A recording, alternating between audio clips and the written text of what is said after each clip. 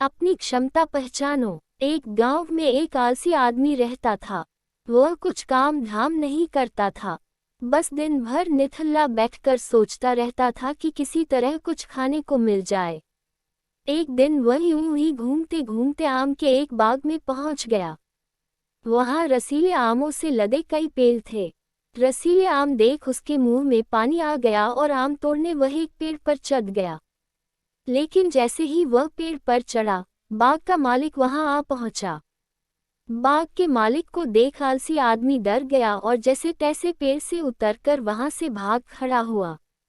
भागते भागते वह गांव में बाहर स्थित जंगल में जा पहुंचा।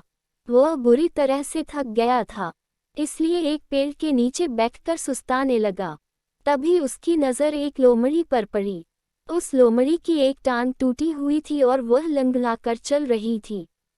लोमड़ी को देख आलसी आदमी सोचने लगा कि ऐसी हालत में भी इस जंगली जानवरों से भरे जंगल में ये लोमड़ी बच कैसे गई, इसका अब तक शिकार कैसे नहीं हुआ। जिज्ञासा में वह एक पेड़ पर चढ़ गया और वहां बैठकर देखने लगा कि अब इस लोमड़ी के साथ आगे क्या होगा।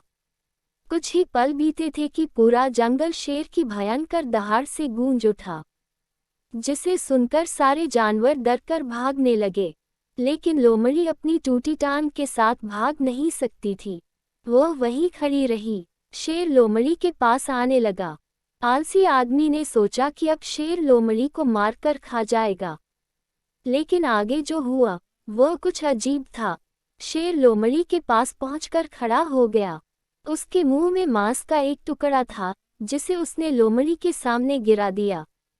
लोमड़ी इत्मीनान से मांस के उस टुकड़े को खाने लगी। थोड़ी देर बाद शेर वहां से चला गया।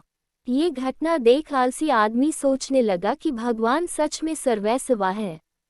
उसने धरती के समस्त प्राणियों के लिए, चाहे वह जानवर हो या इंसान, खाने पीने का प्रबंध कर रखा है। वह अपने घर लौट आया।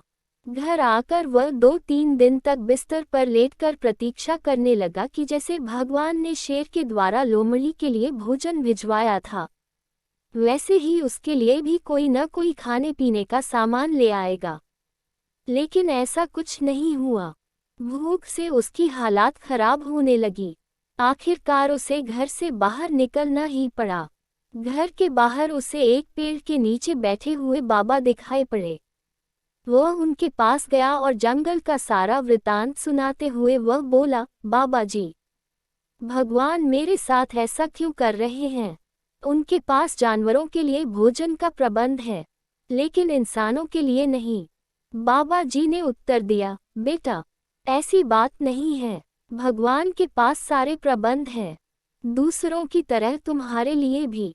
लेकिन बात यह है कि वे तुम्हें लोमड़ी नहीं शेर बनाना चाहते हैं।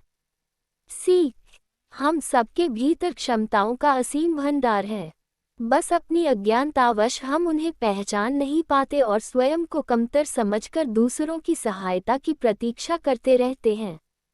स्वयं की क्षमता पहचानिए, दूसरों की सहायता की प्रतीक्षा मत करिए। इतने सक्षम बनिए कि आप दूसरों की सहायता कर